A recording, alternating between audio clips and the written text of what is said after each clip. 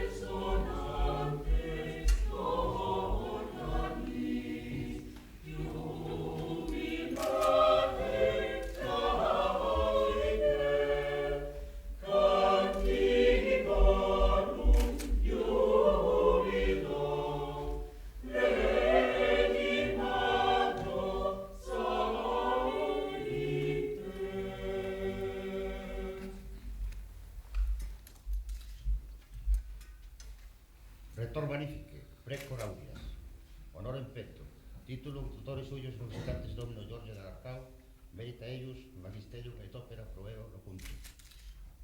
Honoris causa ob amicitia meritaque candidati quod petis habeat.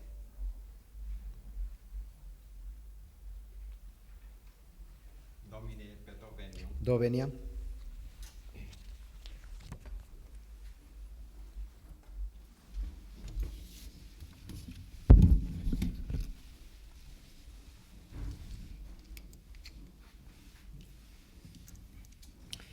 Excelentíssimo Reitor Magnífico, digníssimas autoridades, sapientíssimos doutores, minhas senhoras e meus senhores. A concessão do grau de doutor honoris causa é uma das mais honrosas distinções que um investigador pode receber, maiormente quando atribuída por uma universidade de tão grande prestígio internacional como a de Santiago de Compostela. Sejam as minhas palavras de agradecimento aos colegas do Departamento de Arqueologia de Santiago que me elegeram para receber esta distinção e de reconhecimento a Vossa Excelência Sr. Reitor, por se ter disposto a aceitar-me no Colégio Doutoral Compostolano, a par com nomes de tão reconhecido prestígio. Sejam também de agradecimento a todos quantos agora se sentam nesta sala tão luzida para assistir a uma cerimónia de que guardarei recordação entre as mais gratas da vida. A honra que agora me é feita é desproporcionada recompensa de alguma modesta colaboração que a esta universidade tenho prestado. É também generoso prémio para 34 anos de investigação dedicada a um passado que nos foi comum, a portugueses e galegos. O protocolo da cerimónia na minha Universidade de Coimbra manda que o doutorando profira breve discurso de petição de grau. Era o que gostava de fazer, de simplesmente dizer a Vossa Excelência, Sr. Reitor, quão honrado me sinto e de lhe solicitar que me aceite como doutor desta universidade. Mas o protocolo compostolano manda que o doutorando faça mais longa oração. Proponho-me discorrer sobre a natureza do discurso arqueológico, alinhavando algumas reflexões sobre o referente, isto é, sobre aquilo de que a arqueologia fala, e sobre o método, o modo e o tempo do discurso. Os arqueólogos, ao contrário dos historiadores, que praticam a história acontecimentalista, não falam de sujeitos individuais, pessoais, mas de grupos. A arqueologia não conhece dramatis personae, não conhece as personagens que são essenciais à história e à narrativa romanesca. O referente da arqueologia, o sujeito de quem se fala, é coletivo, é uma comunidade. A disciplina, tal como se praticou até à década de 60, pode definir-se como uma descrição paradigmática da cultura material. O arqueólogo estudava coisas, cerâmicas, artefactos líticos ou metálicos, monumentos funerários, casas, etc. E a sua preocupação fundamental, para além do descrever, era reduzir a diversidade dos objetos à unidade dos tipos, numa atitude que nem sequer punha o problema do caráter émico ou ético das tipologias. Os tipos são modelos, mas os tipos que criamos são abstrações nossas ou correspondem a categorias que os povos do passado já formulavam? Era uma pergunta para a qual a arqueologia antiga não tinha resposta. As coisas que os arqueólogos descreviam e estudavam eram situadas no tempo e no espaço. Porque descrevia os dados e pouco a nenhuma atenção dava à sua explicação ou à dedução das instituições a partir da cultura material, a esta arqueologia pré-processualista também se pode chamar arqueologia descritiva ou arqueografia. A arqueologia descritiva foi, de certo modo, ultrapassada pelas arqueologias processualista, contextualista e marxista, para as quais a descrição da cultura material não constitui um ponto de chegada, mas um ponto de partida para aquilo que os arqueólogos de língua inglesa chamam social insights. Não queremos, porém, dizer que a arqueologia descritiva deixou de ser legítima ou útil, porque sempre teremos necessidade de dados bem observados e descritos, condição sine qua non de uma arqueologia social. As culturas eram equacionadas com povos. A cultura castreja do Noroeste, por exemplo, no esquema paleoetnológico de Bosch-Gimpera, era a cultura dos Cefés, povo a que a hora marítima de Avieno se refere. A equacionação entre cultura e etnia passou depois a ser questionada. Foi-o primeiramente por Scheinrud. Este admitia a equacionação cultura-povo, mas não considerava legítimo que desse povo se fizesse uma unidade linguística, política ou rássica. Scheinrud opunha-se assim a Cocina, o mentor dos arqueólogos oficiais do nazismo, cuja arqueologia assentava exatamente no pressuposto de que uma cultura equivale a uma raça e na superioridade da raça e da cultura germânicas. Com esta ressalva de que o povo era um referente não necessariamente coincidente com uma etnia, mas um simples sujeito lógico ou vazio da cultura arqueológica, os arqueólogos continuam a perfilar povos por detrás das culturas. A estes sujeitos coletivos do discurso arqueológico, a esses referentes de quem o arqueólogo fala e aos quais se atribui uma cultura, prefere-se hoje chamar simplesmente grupos, pela conotação que povo sempre tem com etnia. Será que o arqueólogo só pode falar de grupos, de sujeitos coletivos? Será que o arqueólogo nunca pode falar de pessoas singulares, como o historiador fala de César ou de Cícero? Tomemos o caso da escavação em França da sepultura da princesa de Vix, ou na Alemanha, o do túmulo do príncipe de Rochdorf. Não encontraram os arqueólogos aqui indivíduos, sujeitos pessoais? Imaginemo-nos descobrindo uma necrópole de sepulturas individuais da Idade do Bronze. Não encontramos em cada sepultura um homem ou uma mulher concretos? Sem dúvida que sim.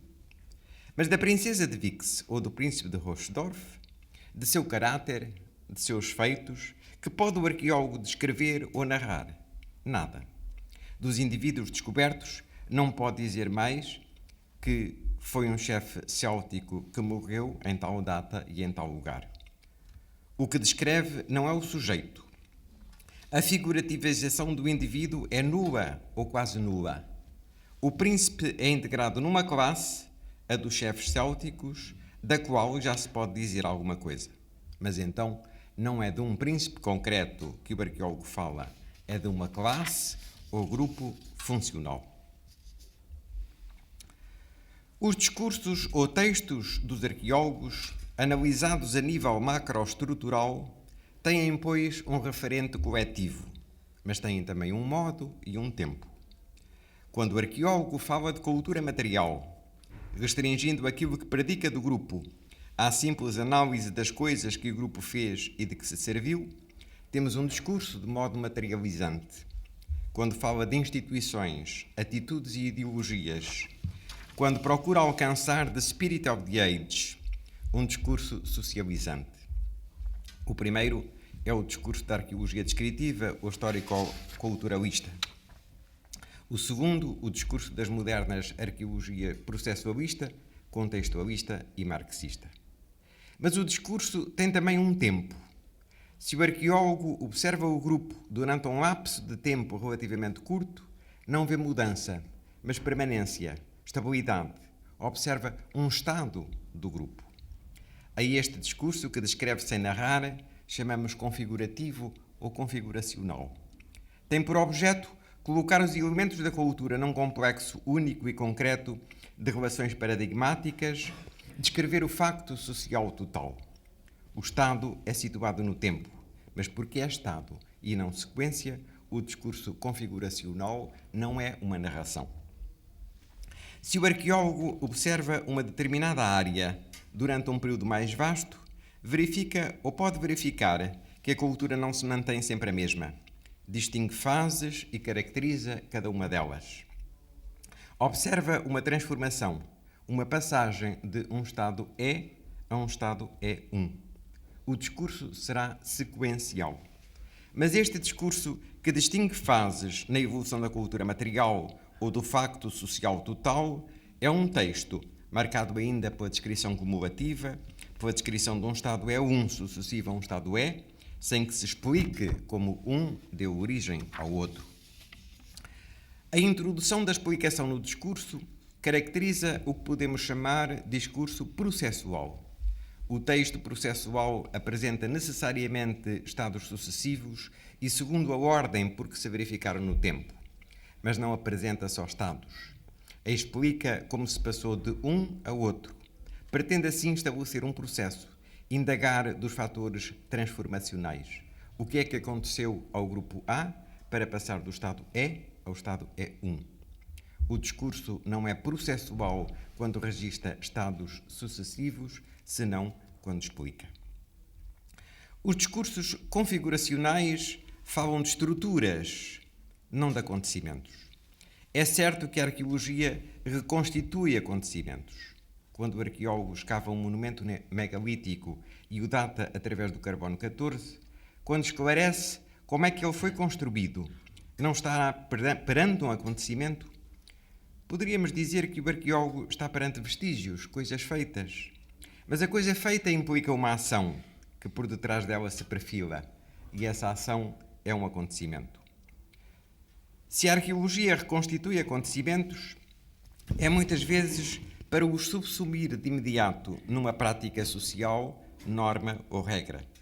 Os vários acontecimentos representados pela construção de diversos monumentos megalíticos são tomados como exemplos de uma prática social normalizada de inumação coletiva, e é essa prática que verdadeiramente interessa ao arqueólogo para caracterizar uma cultura ou um determinado estádio ou horizonte sociocultural. O acontecimento é apenas um primeiro referente que o discurso logo pretende ultrapassar. O discurso configuracional é uma forma de história estrutural oposta a uma história acontecimentalista. Ora, se a arqueologia é uma história de práticas normalizadas ou de estruturas no sentido guidenciano, a arqueologia não descreve acontecimentos nem se interessa por eles, mas por factos de longa duração. Uma cultura material, uma técnica de produção, uma norma de enterramento, em suma, uma estrutura. O discurso configuracional é, porém, apenas um discurso possível. O discurso sequencial pode falar de acontecimentos. Quando digo que em Conímbriga, no tempo de Augusto, se deu uma primeira revolução urbanística, com construção de fórum, aqueduto e termas, e no tempo dos Flávios, uma segunda renovação urbanística com total remodelação do fórum e construção de novas termas, quando digo que nos fins do século III ou nos inícios do IV depois de Cristo se construiu a muralha, estou a falar de acontecimentos que posiciono numa escala cronológica. Estou a fazer uma narração, mas não estou ainda a construir uma narrativa. Temos de distinguir entre o narrar e o construir uma narrativa, entre a narração e a narrativização. O discurso de que acabo de dar exemplo tem a estrutura dos anais medievais. Mas que falta a este discurso ou aos anais para serem uma narrativa? Falta-lhes a intriga. A intriga implica actantes, a narrativa, implica actantes e uma intriga. Uma ou mais personagens centrais, eventualmente personagens secundárias, adjuvantes ou oponentes. As personagens não têm de ser individuais, podem ser coletivas. Não é o 18 do Brumário de Luís Napoleão, de Marx, um belo exemplo de narrativa? E não são aí coletivas as personagens, os partidos políticos? Mas a narrativa exige também, como disse Ricoeur, contingências e peripécias que provocam no leitor um sentimento de espera por uma conclusão ou desenlace. As contingências e peripécias necessárias são acontecimentos ou eventos, por definição irrepetíveis, que se articulam num todo com princípio, meio e fim. A narrativa articula os acontecimentos num trajeto. Ora, todo o trajeto tem um ponto de partida, uma passagem, que é ir de um lugar ao outro, e uma chegada. Existe intriga quando os acontecimentos são integrados num trajeto que leva a personagem de um ponto de partida a um ponto de chegada através de peripécias que são os pontos de passagem. Os anais, como o discurso arqueológico sequencial, descrevem factos, dispondo-os seriatim. Mas os factos descritos são disjecta membra, não compostos num todo porque não articulados por relações de causa e efeito, nem apresentados como momentos sequenciais da realização de um projeto que tem concepção, prossecução e desenlace. A narrativa não esclarece que efeitos tiveram os factos ou como é que certos factos derivaram de outros factos. Contém uma pluralidade de actantes, mas não conta a história de nenhum. Não apresenta os actantes diante de problemas, nem mostra como é que eles os resolveram. Não põe os actantes perante o seu próprio futuro, feito de possibilidades entre as quais há que escolher. Os anais contam atos feitos e não propriamente ações em trânsito encadeadas. Narram atos descontínuos, enquanto a narrativa os apresenta de uma forma coerente na continuidade uns dos outros. Os anais, como disse Hayden White, representam um mundo em que as coisas acontecem aos homens mais do que um mundo em que os homens, por sua iniciativa, fazem coisas. Como disse ainda o mesmo autor, a narrativa implica tensões, conflitos e resoluções dos mesmos. Os anais só se servem do pretérito. A narrativa usa também o imperfeito. Por meio deste, a personagem é situada não numa escala cronométrica, mas num tempo substantivo de factos que a condicionam na ação, que podem desviá-la dos seus propósitos iniciais, que fazem dela uma figura expectante, atenta ao futuro. Os anais constroem-se só com o advérbio depois. A narrativa também com o advérbio então, que marca, para além de uma sucessão, também uma continuidade, ou, como disse Hegel, uma radicação do futuro num passado que o possibilita e explica. Resta dizer que o arqueólogo tem geralmente dificuldade em construir discursos processuais ou narrativas. A pré-história é essa história de incoerências, essa história esburacada por lacunas de que fala Paul Venn. Por isso, os discursos arqueológicos são geralmente configuracionais ou sequenciais, raramente narrativos. Tenho dito.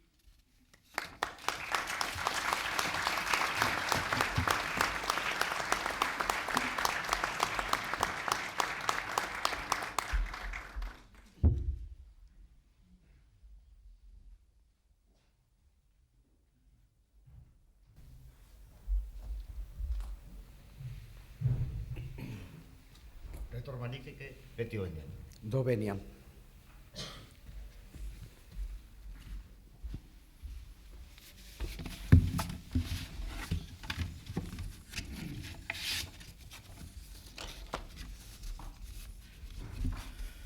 Excelentísimo e magnífico señor rector, excelentísimas e ilustrísimas autoridades, profesoras e profesores, alumnas e alumnos, personal de administración e servicios que contribuye a que este acto se celebre, compañeros todos presentes aquí e mesmo aqueles que non podendo estarlo enviaron a súa adhesión, é para min unha grande satisfacción poder falar neste acto de investidura como doutor honoris causa do profesor Jorge de Alarcao por moitos motivos. O primeiro, que nos trámites administrativos que non houve ningún reparo de admitir a proposta tanto no Consello do Departamento de Historia 1 como na Xunta de Facultade de Xeografía e Historia, como a Xunta de Goberno da Universidade ou como, finalmente, na Comisión de Organización Docente delegada do claustro. Todos os organismos foron unánimes ao apreciar no citado profesor Alarcao as calidades e cualidades necesarias para entrar a formar parte do claustro de doutores desta universidade. Vai aquí, por tanto, o meu agradecemento a todas estas instancias. O segundo, por ser o profesor Alarcao o primeiro representante da nosa nación irmá que acada esta honra no ámbito das ciencias de antiguidade, as que tanto contribuiu no ámbito docente e investigador. O terceiro, porque é un dos máximos exponentes da arqueoloxía portuguesa a nivel internacional e continuador das estreitas relacións que sempre existiron entre Galicia e Portugal no eido das humanidades. En efecto, aínda que Coimbra quede fora da Galicia e as relacións galego-portuguesas foron sempre máis próximas nese territorio histórico, non hai dúbida de que ao longo do tempo que as terras do sur de Douro existiron sempre contactos. Lembremos como nos tempos de Leite Vasconcelos e Martín Sarmento había xa relacións científicas cos galegos que naquela altura investigaban a nosa terra. Villamil Castro e, sobre todo, Federico Maciñeira e Pardo de Lama, que mantivo unha relación epistolar e de amistade con Leite. Lembremos tamén as intensas relacións que os homes do Seminario de Estudos Galegos, Huevillas, Bouza Brei, Saquín Lorenzo, Filgar Valverde, Fraguas, afortunadamente aquí presente, entre outros, tiveron con investigadores como Mario Cardozo, Serpa Pinto, Afonso do Paso e Santos Júnior para entender que xa existía un óptimo caldo de cultivo para que as relacións fructificasen.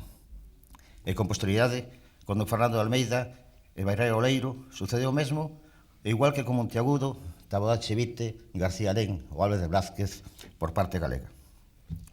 Relacións que en moitas ocasións facíanse dentro do Instituto Padre Sarmiento de Estudos Galegos nos momentos nos que a universidade estaba allea aos problemas de Galicia e non tiñan os estudos consolidados nestes eidos. E máis recentemente, cas universidades de Porto e do Miño, singularmente cos profesores e investigadores Ferreira de Almeida, co que tanto aprendimos os galegos, Coello da Silva, Manuel Martins, Sandelén, Ruiz Centeno ou Teresa Soeiro, non se fixo senón continuar o camiño xa explorado polos nosos devanceiros. Hai que lembrar a existencia na Universidade de Santiago dun Instituto de Estudios Portugueses que tivo nos anos 50 como lector o profesor Castro Núñez, arqueólogo, amador de Galicia e favorecedor das relacións tantas veces ditas, estudante que foi da Universidade de Coimbra e máis tarde catedrático de latín na Universidade de Lisboa. E agora estamos aquí, e tamén en Coimbra, co profesor Alarcao aquí diante. Como decía o poeta Manuel Alegre, a quen debo coñecemento da súa obra, a miña discípula bolseira en Coimbra, Purificación Rodríguez García, Coimbra é unha palabra que se escreve con amigos a partir en cada letra. Non sei falar de Coimbra sen falar das rosas que por veces se transforman en palabras. Pois ben, de amigos e de palabras vai o que sigue. Os contactos entre as universidades de Santiago e Coimbra, no eido do mundo antigo, veñen desde hai tempo favorecidos en grande medida pola temática común de traballo. No ámbito prehistórico, a cultura castresa e a romanización nun ámbito provincial aquí no extremo occidente do Imperio. Co Instituto de Arqueoloxía de Coimbra, as relacións foron moito máis fluidas a partir do ano 1970, cando tivo lugar ali o segundo Congreso Nacional de Arqueoloxía, do que fora secretario xeral o profesor Alarcao, e un equipo de daquela novos arqueólogos se desplazaron ali para participar nas tarefas baixo a dirección do querido profesor e meu mestre Alberto Balil, a quen tanto debe a arqueoloxía na Universidade de Santiago e dos que moitos dos que foron os seus discípulos están hoxe aquí acompañándonos neste acto. Precisamente, naquel congreso asistimos a debates intensos sobre cerámica romana. Lembro unha mesa redonda na que participaron os profesores Balil, Alarcao, investigadores como Manuel Delgado. Lembro tamén as discusións sobre o magnífico labor de Hawks nas súas campañas de excavacións nos castros do norte de Portugal, publicadas despois nas actas, e tamén os contactos con Castro Hipólito, gran coñecedor da numismática e creador da idea dun centro universitario de estudos numismáticos, ou co profesor Encarnasao en torno a cuestións epigráficas. Pouco antes daquel congreso, fora cando o profesor Balil fundara o Seminario de Arqueoloxía da Real Universidade, como el gustaba chamar, no ano 1968, partindo case que dende cero e poñendo o sérmolo do que hoxe é a arqueoloxía galega universitaria. Por esas datas tamén, o profesor Alarcao fixérase cargo do Instituto de Arqueoloxía da Facultade de Letras de Coimbra e, dende o novo posto, potenciou tanto o Instituto como o seu órgano de expresión, a revista Conímbrica, nuns momentos en que o profesor Oleiro deixou as funcións docentes para pasar a ocupar cargos públicos. A partir de entón, as relacións entre o Instituto e o Seminario de Arqueoloxía foron intensificándose ata comprender diversos aspectos. Por un lado, a participación dos profesores Alarcao e Encarnasao en programas do terceiro ciclo do Departamento de Historión. Por outro, a asistencia de alumnos da Universidade de Coimbra ao seu estudio do terceiro ciclo aquí para facer as súas teses na Universidade de Santiago. Pillamos por caso Antonio Núñez Pinto.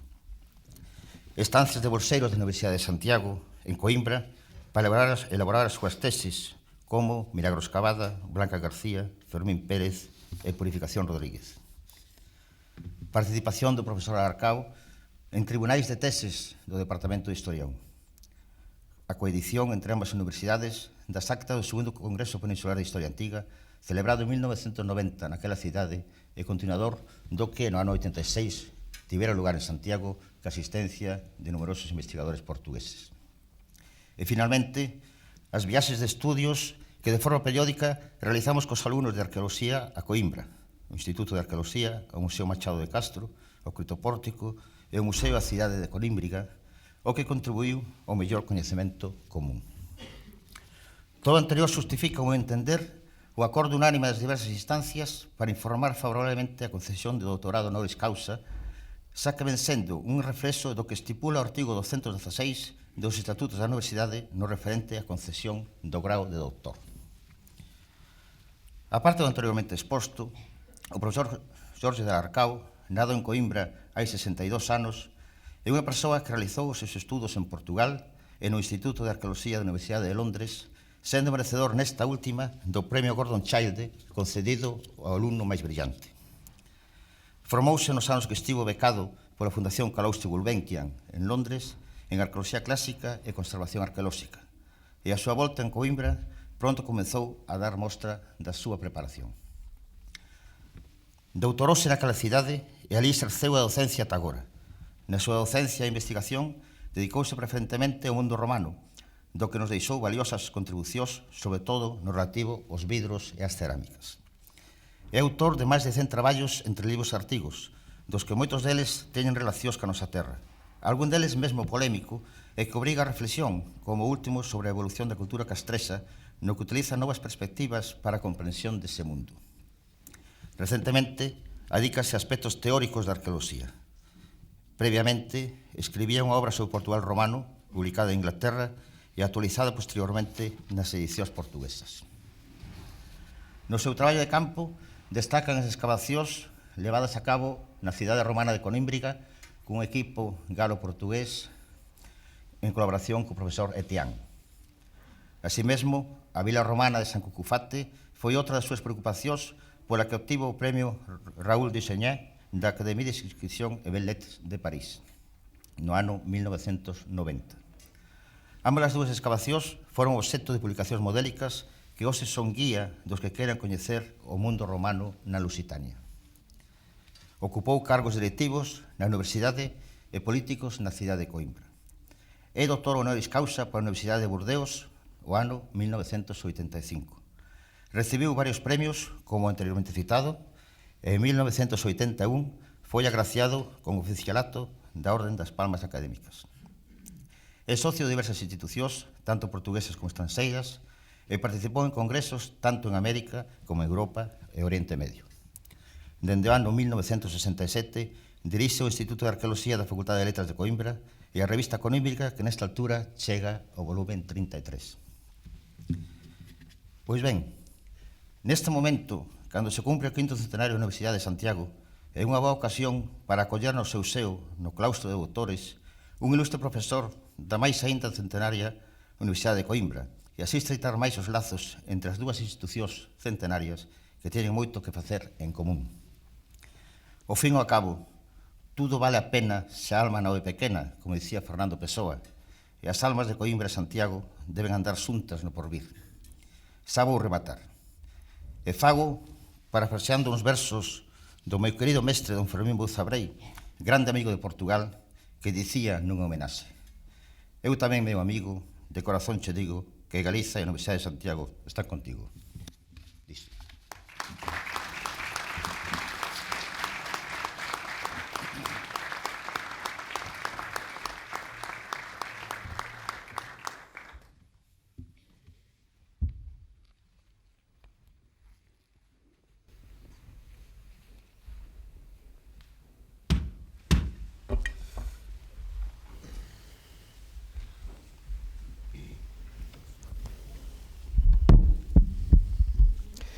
Autoritate igitur mi conquesa legibus regni, tibi domino Giorgio d'Alarcón, confero gradum doctoris honoris causa in historia, et commito praeclaro domino Fernando Acuña Castroviejo, patrono tuo, ut te insignibus doctoralibus decoret.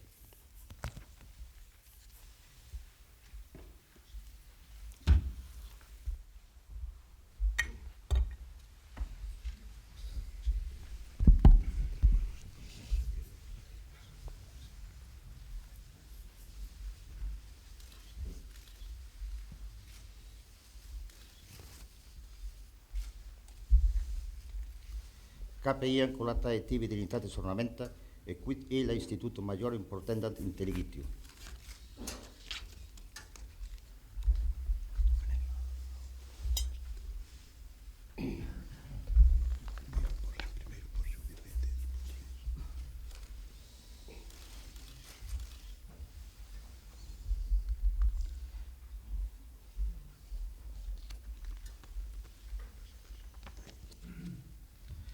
Pileus liberalis tibi sit velum laureum coronamentum, quod orabantur post certamen victores.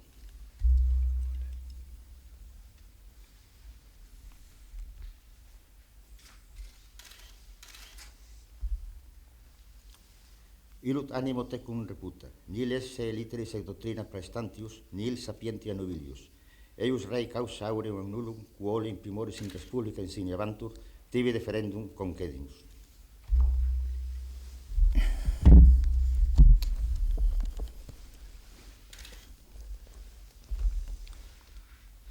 libro unhas facultades nostra estudio pertinente, clausum et traseratum concedimus e unque similesque sedito escola e loco explicante interpretandique tibi ius esse escrito. Ahora imos a sentarnos ao escaño.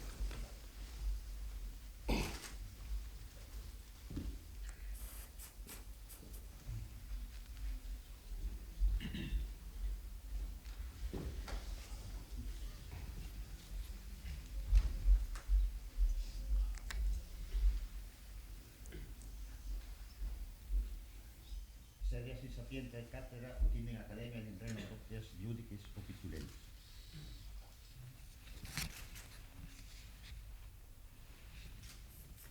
Quanto per vero detta te dignitate totius academici, poetos nomine gratulemur, ignoster tibi testeturam plexus.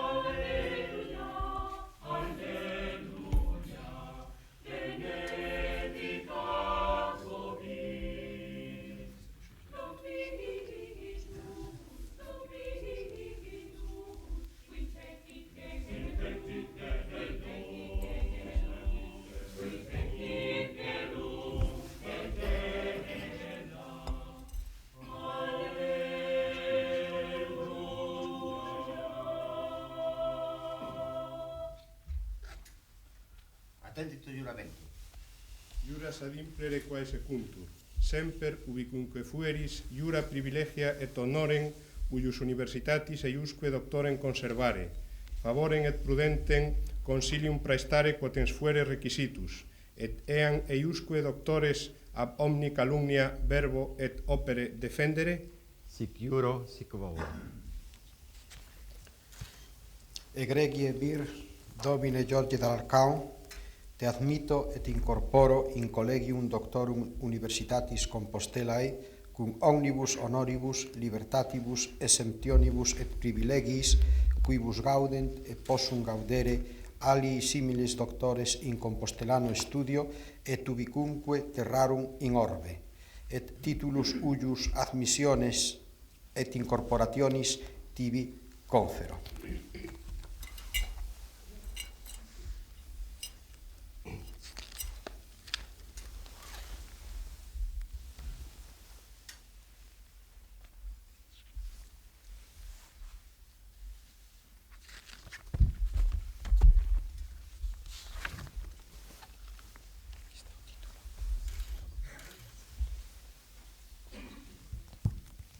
Rego tibi omnibus que doctoribus, gratias conclurim et viventissime vago.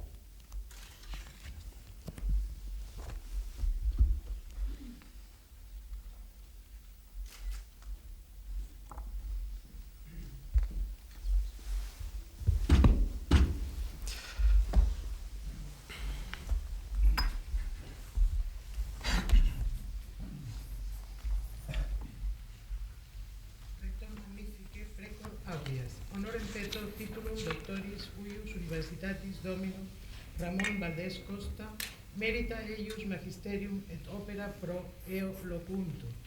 Honoris causa ob amicitiam meritaque candidati quod petis habeat. Domine, peto veniam. Do veniam.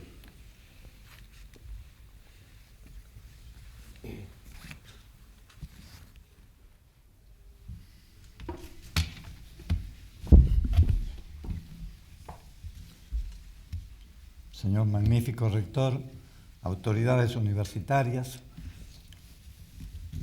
catedráticos y profesores de las universidades españolas, embajador de nuestro país ante el Reino de España, señoras y señores.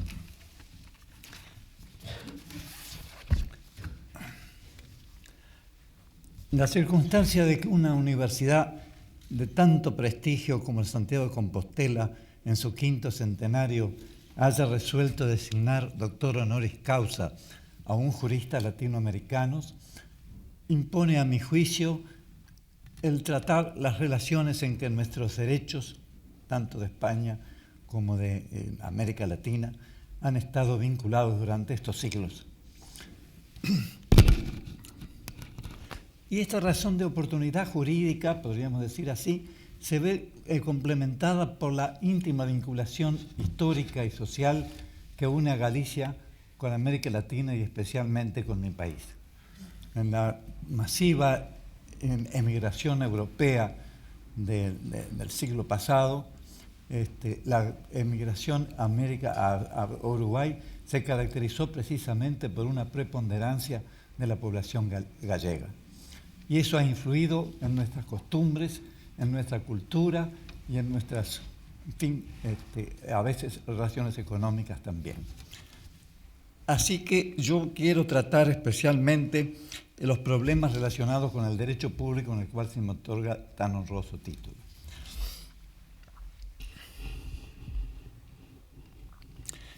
La armonía de nuestros derechos tiene un punto central común que me parece extraordinariamente oportuno destacar, y es la coincidencia total en los grandes principios que informan el derecho público.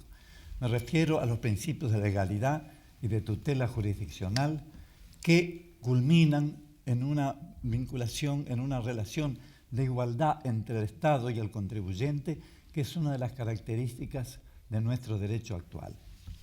Y esto tiene interés porque yo diría que podríamos ser 2 etapas en esta vinculación entre España y América Latina. La primera, de influencia de España en el derecho latinoamericano como consecuencia de la relación colonial y que informó las primeras legislaciones autónomas de nuestra vida independiente. Y una segunda etapa en la cual se empezaron a manifestar diferencias a veces importantes y que creo que es de gran interés tratar en esta oportunidad.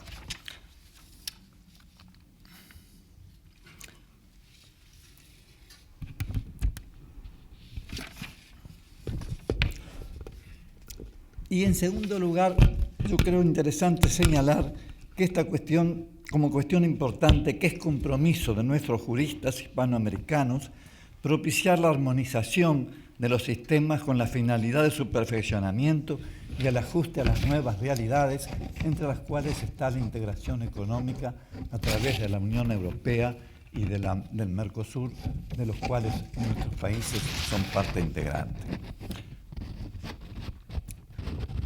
Esta preocupación de vinculación y de armonización entre España y América Latina se inició hace más de 30 años con la celebración de las llamadas jornadas ruso-hispanoamericanas de derecho tributario, de las cuales la segunda se realizó precisamente en esta universidad en 1967. Y esa vinculación culminó con la incorporación de los juristas españoles a nuestro Instituto Latinoamericano en 1980 y continuó después en forma más específica entre esta universidad y nuestro país con los seminarios de derecho tributario, de los cuales se celebró el primero en esta universidad en 1993.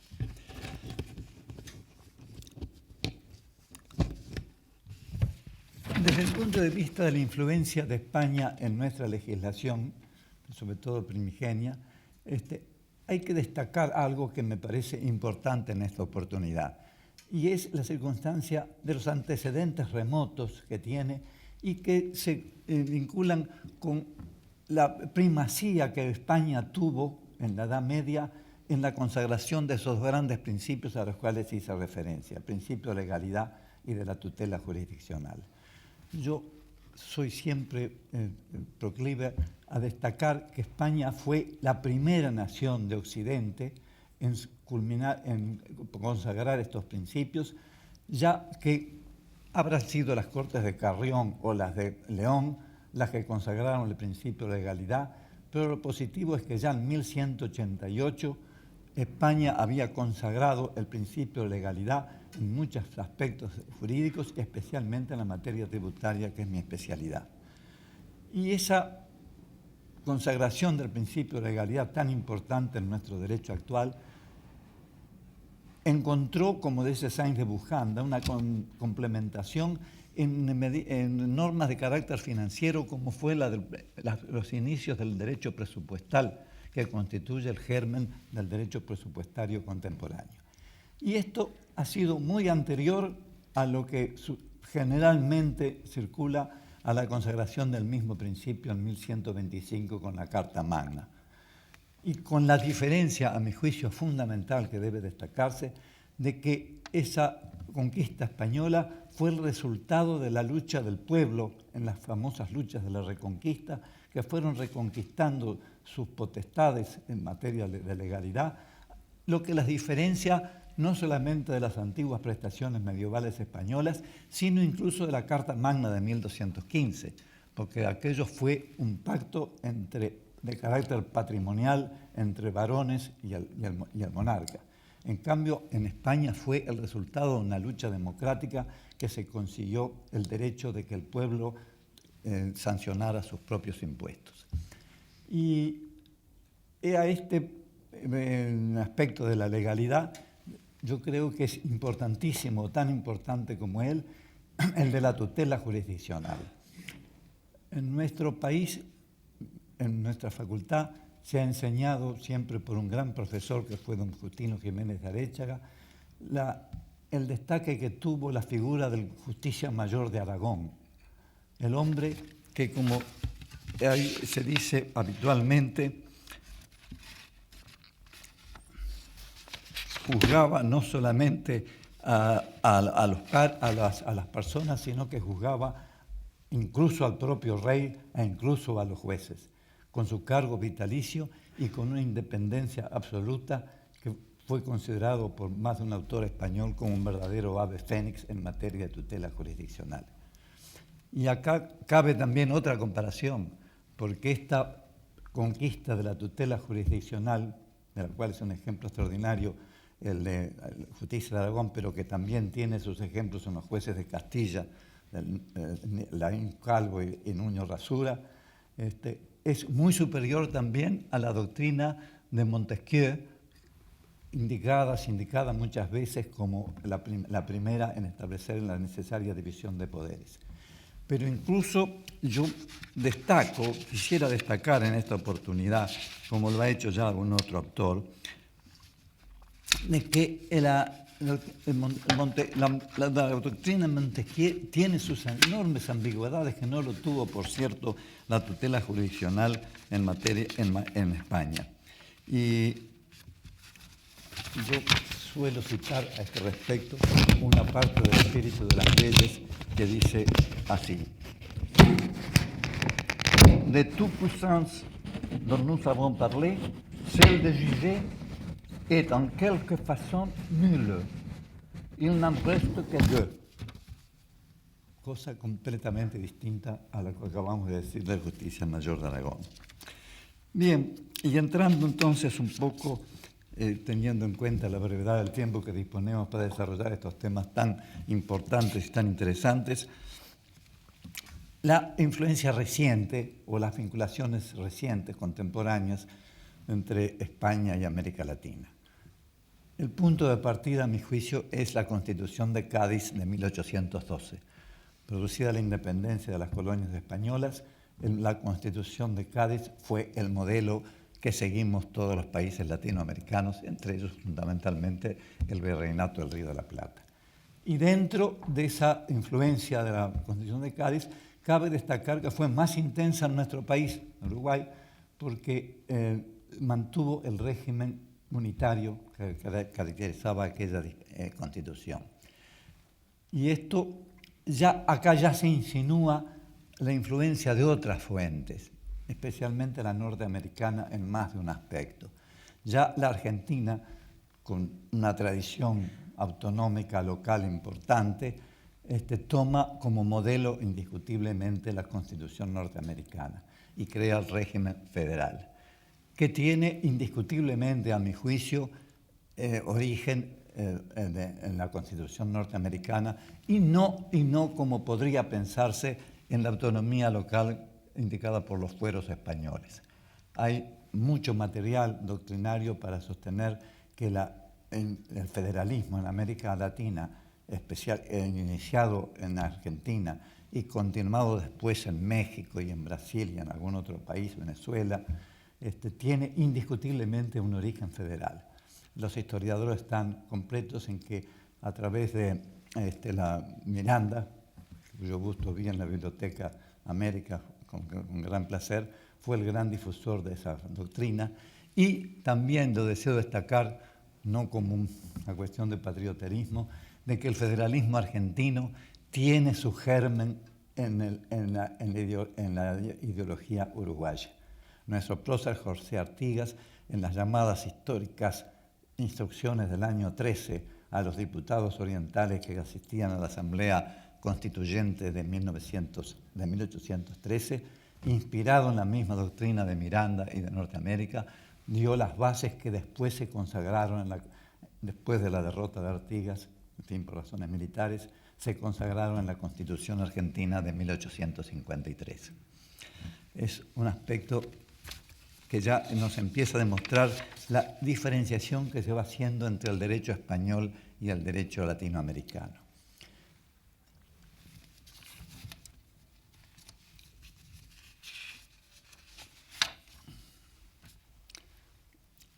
Con respecto al principio de legalidad, insistimos en que son los dos grandes pilares del derecho público, legalidad y tutela jurisdiccional, y después los otros subprincipios o consecuencias de los mismos, que capacidad contributiva, que retroactividad de las leyes, todo arranca de esos dos grandes principios básicos.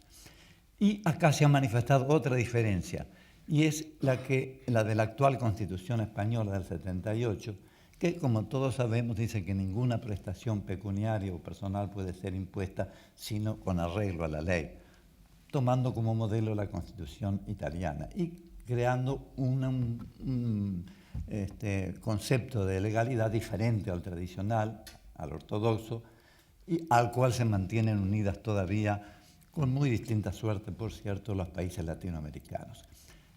Se crea así, como dijo algún profesor español, un concepto de legalidad flexible. Es en base o con arreglo a la ley. En base, dice la Constitución italiana, con arreglo, dice la española. Pero no es necesario que la ley establezca absolutamente todos los aspectos. Es un elemento, una diferencia que puede servir de incentivo a los países de América Latina para completar el principio o adaptar, mejor dicho, el concepto del principio de legalidad a las actuales necesidades cada vez más difíciles que plantea el derecho tributario. Pero también tenemos algunas otras diferencias importantes, ya no tan favorables a España, y es la aceptación de los decretos leyes como fuente de obligaciones. También acá ha influido el derecho constitucional italiano y, aunque teóricamente existen muy buenos argumentos para sostener la procedencia de los decretos leyes, es decir, los actos del Poder Ejecutivo con fuerza de ley adoptados en circunstancias de extrema necesidad o urgencia, crea indudablemente el riesgo de un quiebre del principio de legalidad.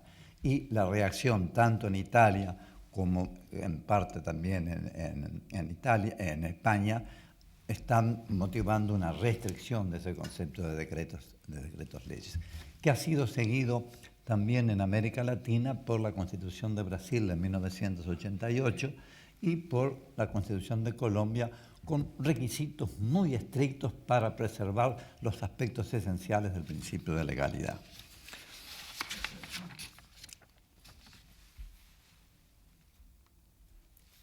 Y otro aspecto interesante también para señalar cómo se han ido insinuando diferencias entre España y América Latina, está el control jurisdiccional de las leyes. Aspecto importantísimo que en un primer momento fue, podríamos decir, desechado, rechazado por algunos conceptos europeos tradicionales que sostenían la omnipotencia de la ley, que no podía ser revisada en ningún sentido. Y Ahí es de destacar que el derecho latinoamericano, siguiendo también en este caso la influencia o el modelo norteamericano, estableció desde muy temprano la potestad del Poder Judicial para hacer el control jurisdiccional de las leyes, el control de la constitucionalidad de las leyes. Como es sabido perfectamente por ustedes, las frustradas tentativas de Austria y de España en 1920 y 1931, fundamentalmente por motivos políticos, solamente pudo reaparecer en esta segunda posguerra y con alguna excepción importante, como es el caso de Francia. En cambio, en América Latina está totalmente generalizado la potestad del Poder Judicial, no de tribunales constitucionales como rigen en Europa, sino del Poder Judicial para declarar la inaplicabilidad de las leyes en caso de colisión con la Constitución.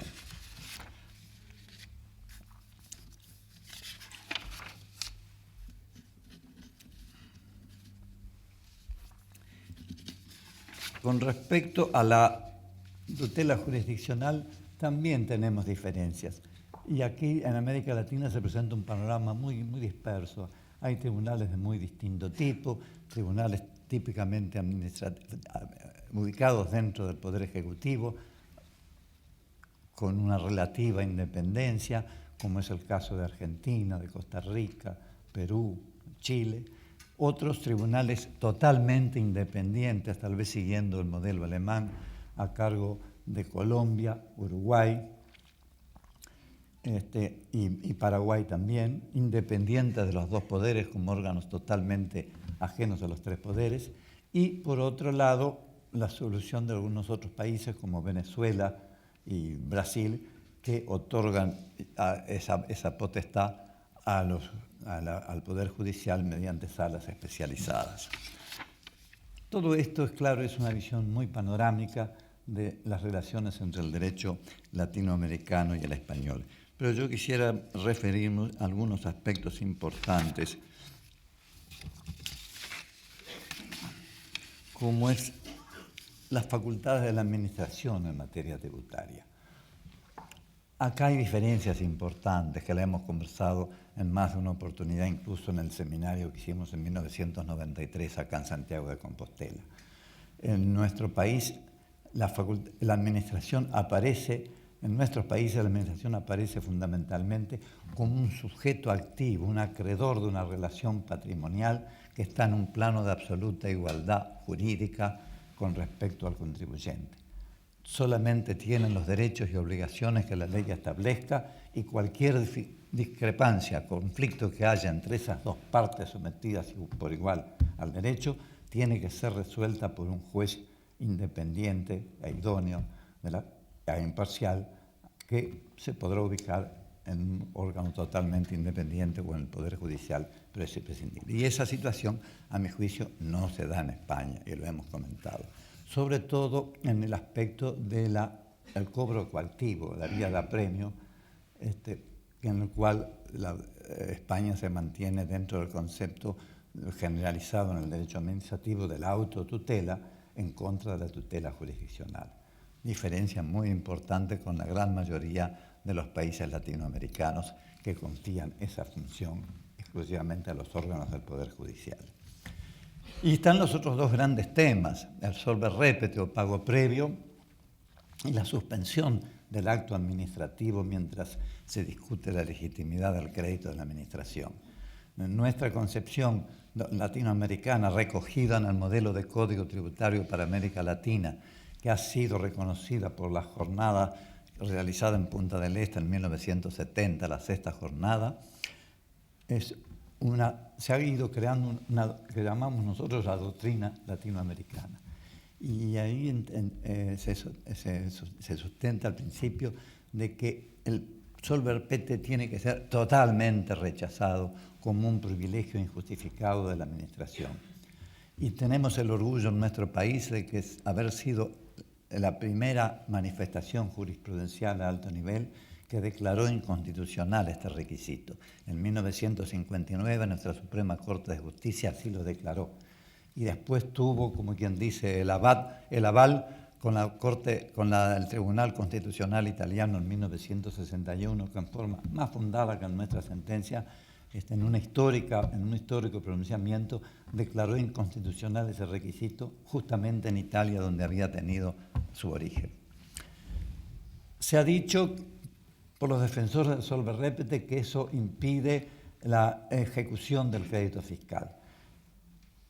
Hay que colocar las cosas en sus justos términos. El solve repete es simplemente un requisito para acceder a la justicia a los efectos que se declare la procedencia, la legitimidad de la pretensión administrativa. Eso no impide, como lo declaró la sentencia esa de la Corte italiana a la cual hacíamos referencia, a que paralelamente la administración ejecute su crédito. Pero lo que es inadmisible desde el punto de vista nuestro es de que se prohíba, se obstaculice el acceso a los órganos jurisdiccionales para determinar la legitimidad del crédito al pago previo del tributo reclamado por la administración. Así que parece indiscutible que el solve repete como presupuesto procesal de la acción de nulidad es totalmente indefendible. Está el otro aspecto en el cual discrepamos también algo entre las legislaciones latinoamericanas con la de España, y es en la suspensión del acto administrativo mientras se discute la legitimidad del crédito. En el modelo de código tributario y en algunas legislaciones de América Latina, entre ellas la nuestra, hemos sustentado la solución de que la suspensión del acto administrativo es preceptiva una vez que el particular interpone sus recursos o sus acciones ante el órgano competente para resolver el juicio de conocimiento. Sin perjuicio, claro está, de las medidas cautelares que puedan adoptarse para garantizar la correcta percepción oportuna del crédito fiscal. Pero, a diferencia de la doctrina más generalizada en el actual derecho administrativo, de que esa suspensión sea determinada discrecionalmente por el órgano judicial en casos debidamente justificados, en nuestros derechos crece la solución de la suspensión preceptiva a pedido del interesado, mientras se discute la legitimidad del crédito administrativo. Bueno, estas son algunas de las reflexiones que yo quisiera hacer y que darían lugar, por cierto, a muchas más consideraciones que no es el caso reiterar en esta oportunidad. Pero quisiera terminar esta exposición con algo que insinué ya al principio de la misma, que es la conveniencia, yo diría, el compromiso que tenemos los juristas hispanoamericanos de propiciar en todo lo posible la armonización de nuestros derechos. No solamente porque tenemos una cultura común, con hondas raíces, sino también porque ahora las nuevas realidades económicas están imponiendo una armonización de nuestros derechos para el mejor desarrollo económico y social de nuestros países. Y ese es un compromiso que tenemos con los catedráticos y profesores españoles y que lo estamos realizando con el mayor empeño y continuaremos en eso mientras tengamos fuerza para hacerlo, y ya lo consideraremos también en nuestra próxima jornada latinoamericana que celebraremos en Montevideo en diciembre de este año. Y con esto doy por terminada mi exposición. Muchas gracias.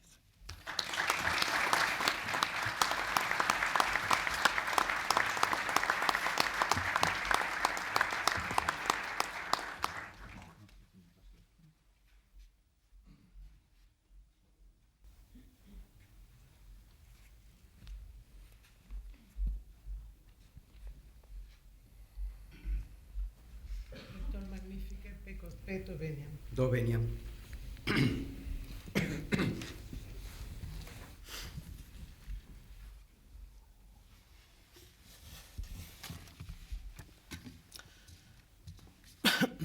Excelentísimo señor rector magnífico de la Universidad de Santiago de Compostela, excelentísimo señor embajador de la República Oriental del Uruguay, excelentísimas e ilustrísimas autoridades, señores claustrales, señoras y señores. Quisiera que este enaltecimiento del profesor Valdés Costa, como hijo del entendimiento, fuera el más hermoso, el más gallardo y más discreto que pudiera imaginarse. Así lo dijo Cervantes en su prólogo del Quijote, y su cita es en este momento la mejor expresión de mi deseo. La Universidad de Santiago de Compostela procede en este acto a la investidura como doctor honoris causa del profesor Ramón Valdés Costa, catedrático de Derecho Financiero de la Universidad de Montevideo, como reconocimiento público de su labor académica e investigadora. La propuesta fue unánimemente apoyada por los profesores del área de Derecho Financiero, por el Departamento de Derecho Público Especial de nuestra facultad, por su Junta y por la Junta de Gobierno de la Universidad. En nombre de los profesores de Derecho Financiero, quiero agradecer públicamente el apoyo de la comunidad universitaria a nuestra iniciativa. También quiero agradecer públicamente la presencia de tantos profesores que, procedentes de otras universidades, han hecho el esfuerzo de estar hoy acompañándonos en este acto, así como aquellos que, disculpando su ausencia, nos han comunicado que nos acompañan espiritualmente.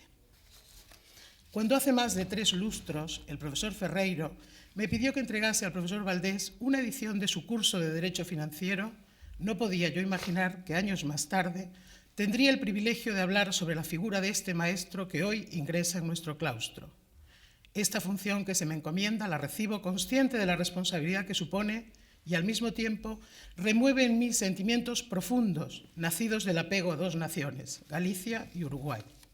No puedo evitar pensar que la misma razón que hizo al maestro Valdés alejarse de su cátedra en la Universidad de Montevideo desde 1973 hasta 1985 fue también el motivo que me condujo a regresar a mi país de origen, Galicia, y a su única universidad en aquellos años, y, sin embargo, pese a la distancia, los lazos con ese generoso país son para mí imperecederos. Quedé vinculada a él en época inolvidable. Aunque el primer contacto del profesor Valdés con la Universidad de Santiago, como él mismo ha recordado, se produce hace casi 3 décadas, creo que puedo decir que con ocasión de aquella visita que he relatado hace 3 lustros, como dije, nacen unos vínculos académicos con el profesor Valdés Costa que son de alguna forma manifestación de las estrechas relaciones que mantiene nuestro ilustre doctorando con muchos profesores de Derecho Financiero de España y en especial con el profesor Sainz de Bujanda, cuya egregia figura como uno de los juristas más relevantes de nuestra área de conocimiento y amigo personal del laureado, quiero también recordar en este acto. Se ha establecido, en fin, entre Santiago y Montevideo, una importante comunicación académica, merced al magisterio del profesor Valdés, que hizo posible que profesores de nuestra universidad desarrollasen estancias de estudio en Montevideo y que también propició el desarrollo de jornadas científicas en Montevideo y en Santiago con la participación de profesores de esta universidad y de otras universidades españolas. Es así, como el profesor Valdés Costa también recordaba, que el Seminario Iberoamericano de Derecho Tributario tiene ya 2 ediciones, la primera en Santiago en 1993 y la segunda en Montevideo en 1995. Pero una laudatio debe atender, sobre todo, a las virtudes de aquel a quien se dirige. Y lo primero que hay que decir es que el maestro que hoy ingresa en nuestro claustro es uno de los grandes juristas que ha dado la América hispana y es, además, una persona cuyas cualidades personales e intelectuales han enriquecido el entorno en el que ha desarrollado su vida. Sencilla labor es encontrar méritos en la persona de don Ramón Valdés Costa, porque son muchos los que adornan su persona. Corazón y sabiduría son cualidades que sienten predilección por él. Su contribución a la construcción y estudio del derecho financiero en Hispanoamérica ha sido la que corresponde a un gran maestro. La lectura de su currículum pone de manifiesto que nos encontramos ante un jurista que no ha escatimado esfuerzos y dedicación a la materia. Inicia su carrera docente en 1945 en la Facultad de Derecho de la Universidad de la República y los estudios sistemáticos y actualizados del derecho financiero. Es un gran estudioso de la doctrina extranjera y fue un precursor en la introducción de la misma en sus trabajos, como nos ha demostrado en su lección de hoy. No hay que olvidar que hasta época muy reciente el análisis jurídico de la actividad financiera carecía del debido rigor metodológico. No fue sino hasta época también reciente que los juristas reclamaron para sí la responsabilidad de la construcción de esta especialidad para beneficio de la ciencia del derecho. Sin duda, a ese grupo de juristas ilustres a los que corresponde la gloria de ese logro pertenece el profesor Valdés.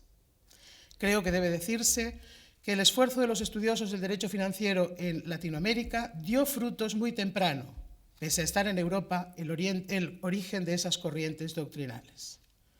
La contribución del profesor Valdés Costa ha sido definitiva, porque su labor no se limita a la República Oriental del Uruguay, sino que trasciende sus fronteras hacia toda la América Latina. Su actitud siempre ha sido de apertura, de amplitud científica, y ello le permitió establecer importantes relaciones con destacados estudiosos del derecho financiero, procedentes de Europa, alguno de ellos, como es el caso del profesor Dino Yaraj. Creo que con todo rigor puede afirmarse que el maestro cuya semblanza me ha correspondido contribuyó desde su país y en el entorno de su continente a hacer realidad, en el ámbito de nuestra parcela del saber jurídico, que la universidad no conoce de fronteras políticas y que para el saber no existe más límite que la ignorancia.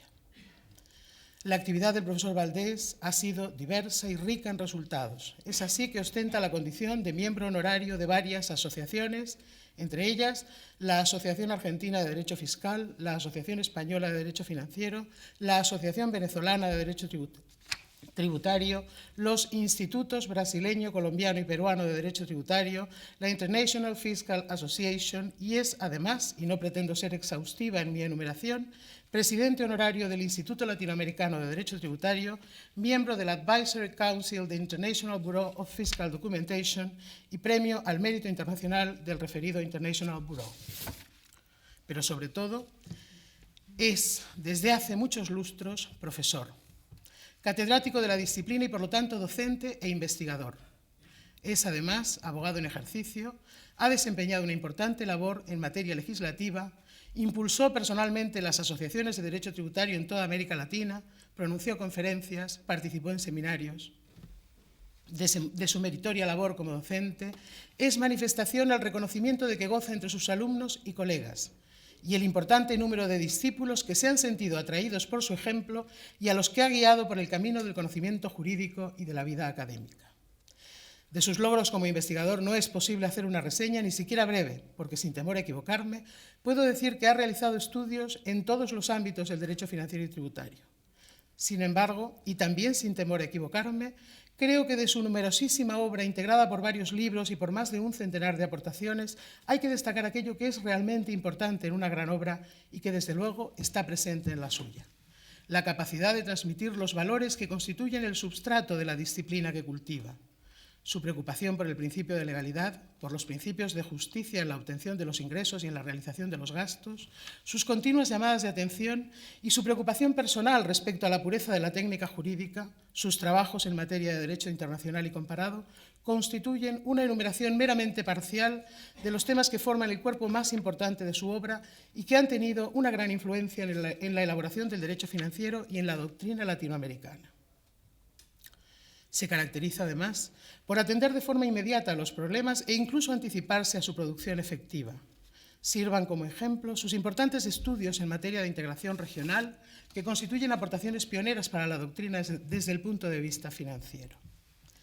Es, desde el principio, un miembro activo de la comunidad científica del derecho financiero y tributario, alentando de forma decisiva la creación de asociaciones científicas latinoamericanas a las que ha correspondido un papel muy importante en la segunda mitad de nuestro siglo.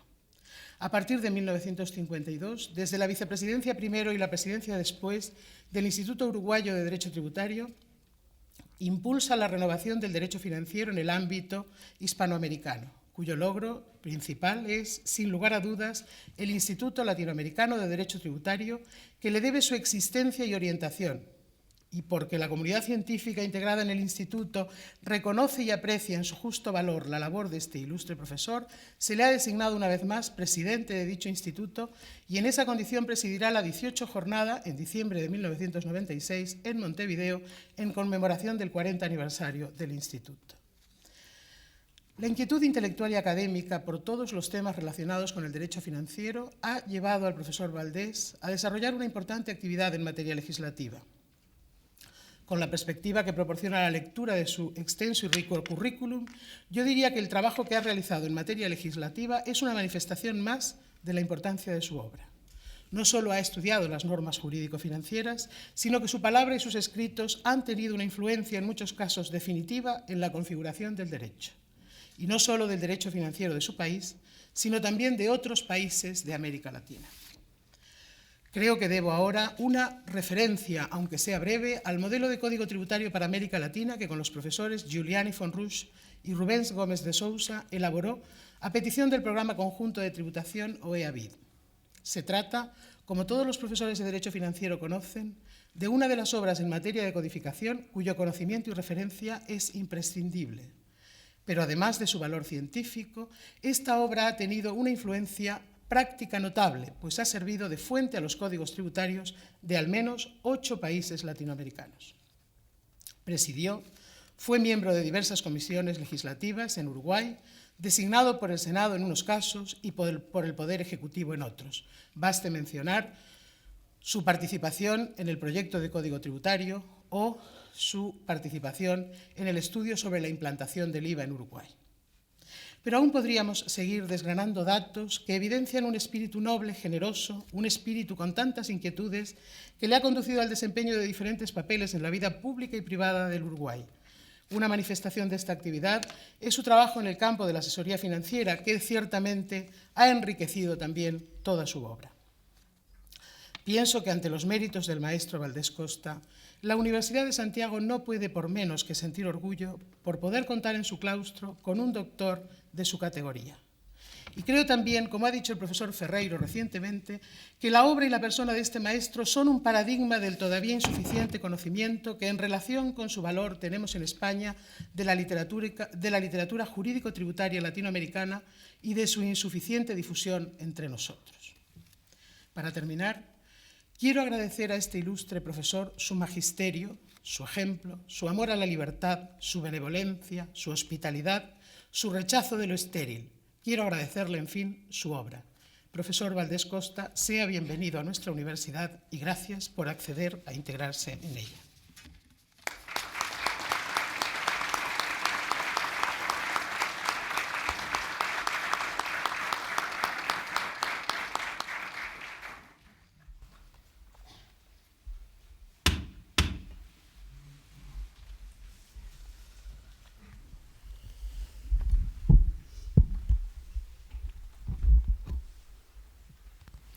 Auctoritate igitur mi concessa legibus regni, tibi domino Ramon Valdés Costa confero gradum doctoris honoris causa in jurisprudentia et commito para clara domina Anna Pita Grandal patrona tua ut te insignibus doctoralibus decorit.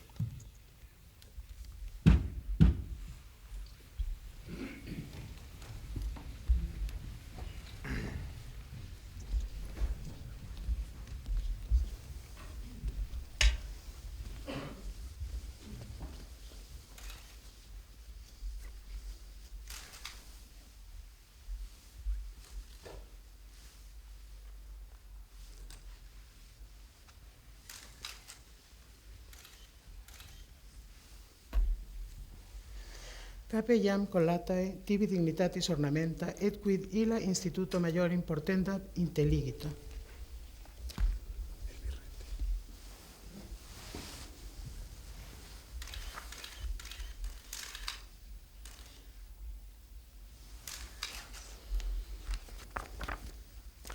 Pileus hic liberalis tibi sit velut laureum coronamentum quo donavantur post certamen victores.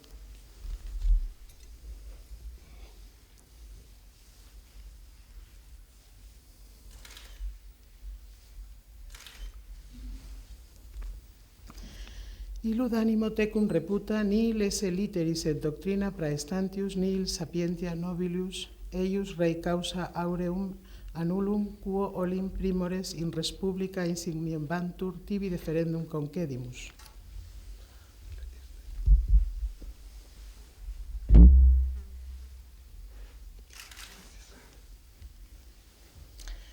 Librum ad facultatis nostrae studia pertinentem clausum et reseratum concedimus eunque similesque ex edito scholae loco explicandi interpretandique tibi ius esse scito.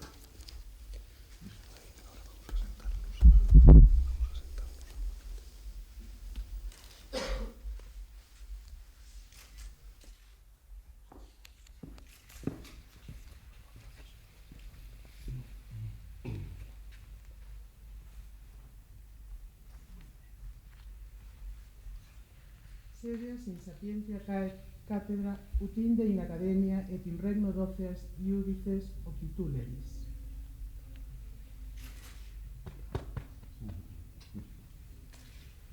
Quanto pere vero de adepta a te dignitate totius academici coetus nomini gratulemus hic noster tibi testetur amplexus.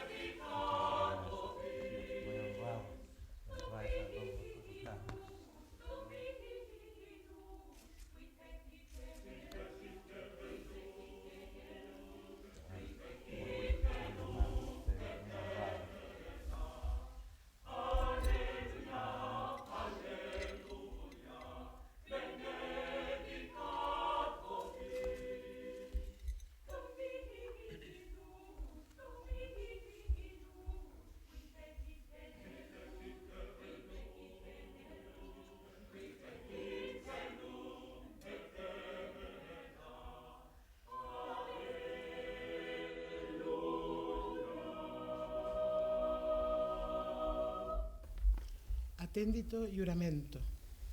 Iuras ad implere quae secuntur. Semper ubicunque fueris, iura privilegia et honorem uius universitatis eiusque doctorem conservare, favorem et prudentem consilium praestare quotens fuere requisitus, et eam eiusque doctores ab omni calumnia verbo et opere defendere, Sic iuro et sic volo.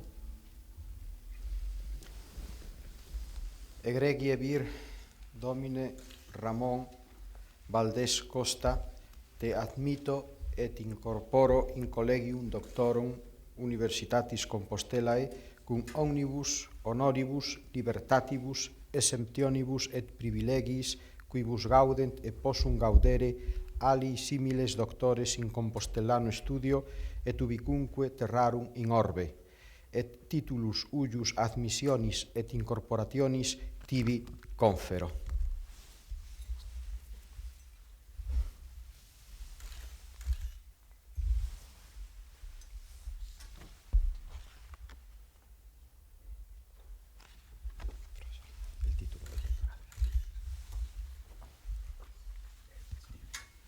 Et ego tibi omnibusque doctoribus gratias quam plurimas lindissime ago.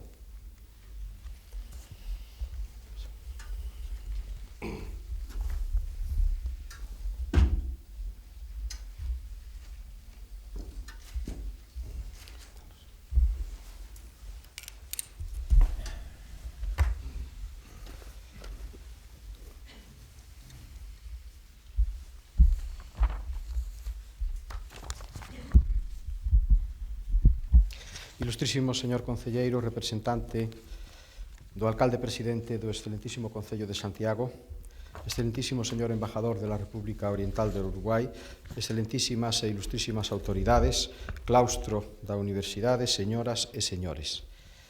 Neste curso académico de conmemoración do 5º centenario da Universidade de Santiago de Compostela tiveron lugar varios actos semellantes ao de hoxe, que con toda probabilidade será o derradeiro desta xeira xubilar de doutoramentos honoris causa.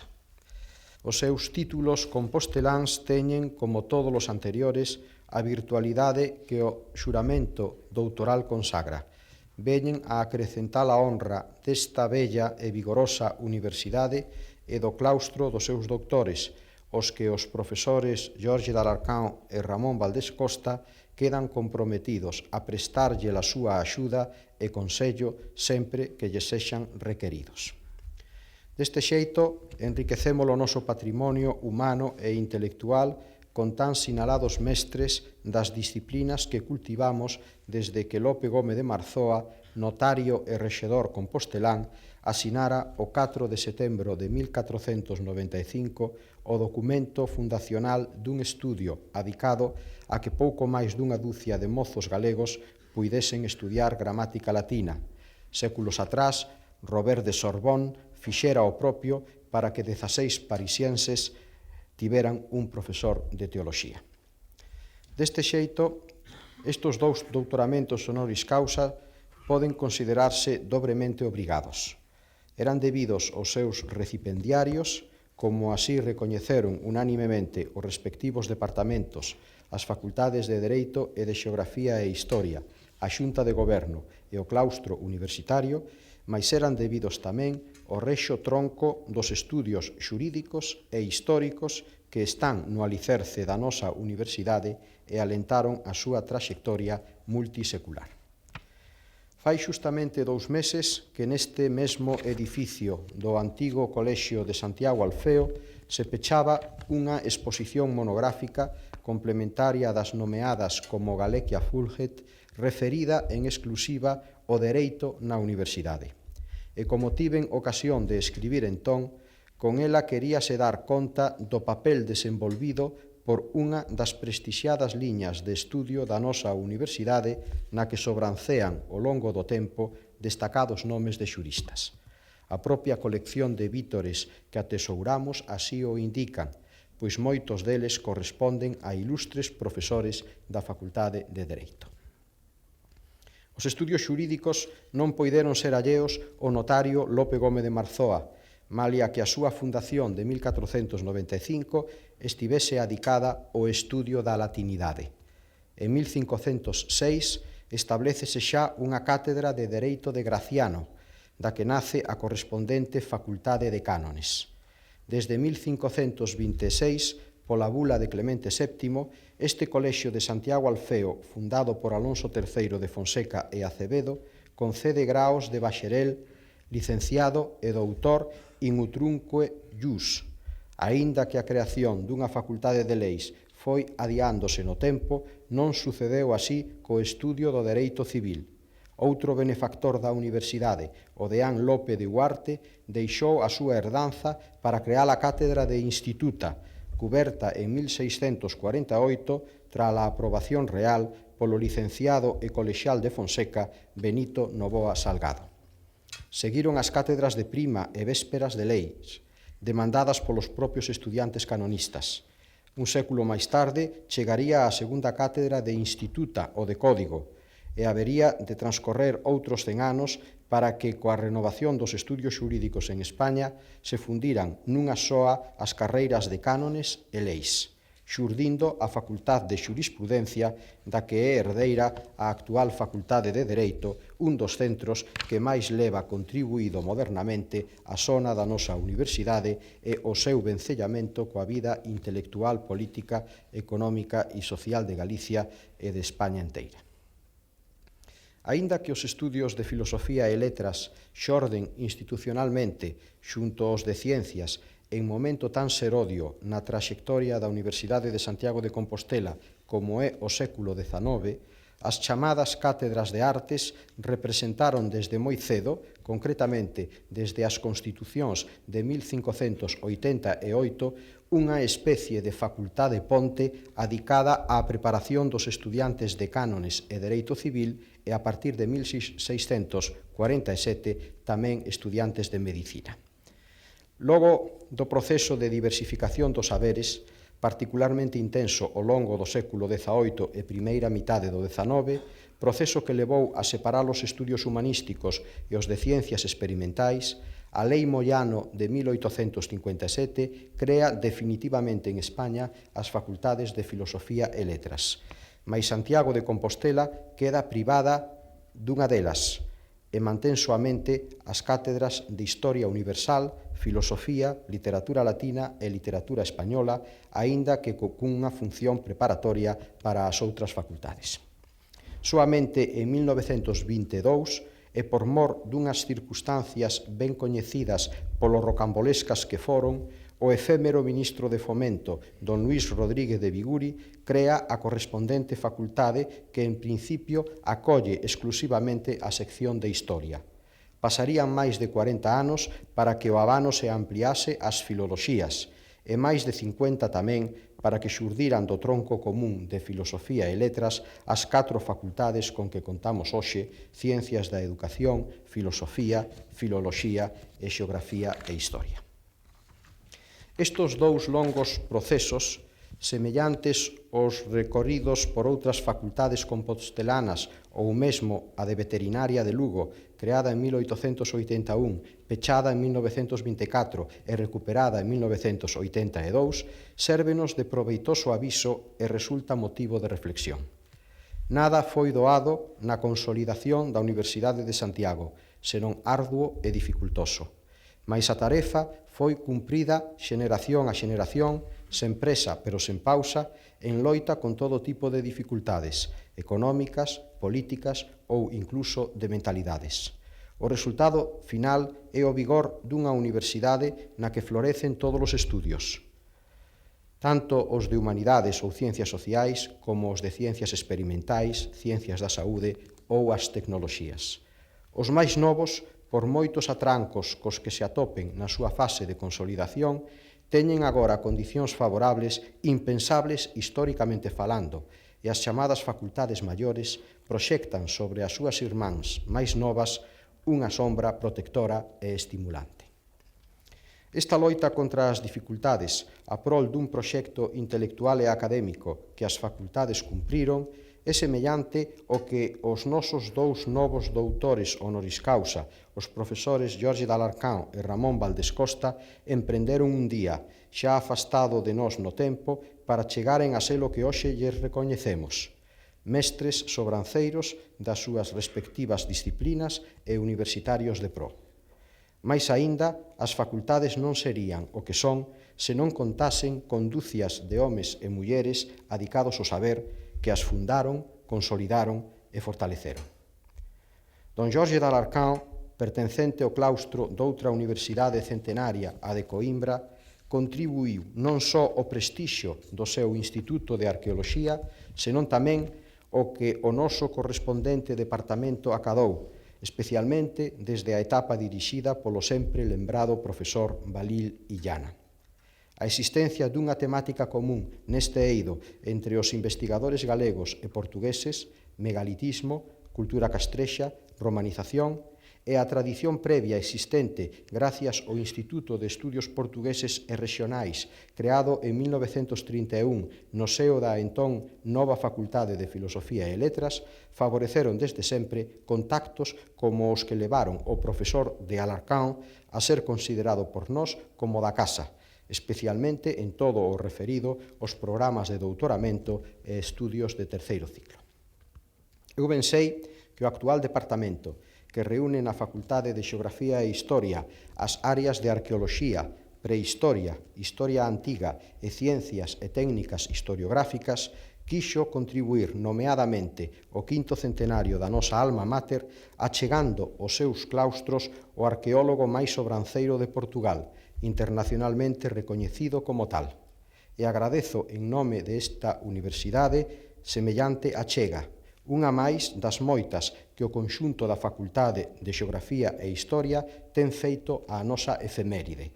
Como non podía ser doutro xeito, esta conmemoración, convocada en 1992 por un rector historiador, o profesor Villares Paz, contou en todo momento coas contribucións intelectualmente rigorosas, estéticamente dignísimas e organizativamente eficaces dos nosos historiadores e das nosas historiadoras, que empeñaron o seu esforzo a prol da exposición Galequia Fulget, os libros de patrimonio e de historia da universidade e en moitas máis actividades científicas, divulgativas, editoriais ou artísticas. O profesor Valdes Costa ven sumarse á nómina de ilustres xuristas que con motivo deste ano se incorporan honoris causa ao claustro dos nosos doutores. A súa carreira confirma, como a do seu colega arqueólogo, o que salientamos hai uns momentos, ese esforzo mantido cara á excelencia intelectual e académica, sen a que non existe universidade posible. No seu caso, entre os atrancos vencidos, atópase tamén o da renuncia á súa cátedra da Universidade de Montevideo no período 1973-1985 como repulsa a quebra da legalidade democrática no seu país. Os seus méritos docentes e investigadores xa foron, como no caso do doutor Jorge D'Alarcán, abondos alientados e moi oportunamente pola súa madriña. E por iso que eu querería rematar o meu discurso cunha soa consideración.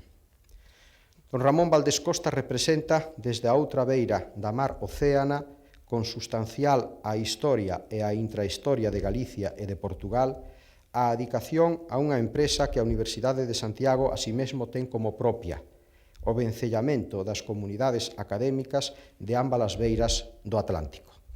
Creador en 1956 do Instituto Latinoamericano de Dereito Tributario, non só lle incorporou os institutos nacionais de diversos países daquela latitude, senón tamén as asociacións correspondentes de España, Portugal e Italia.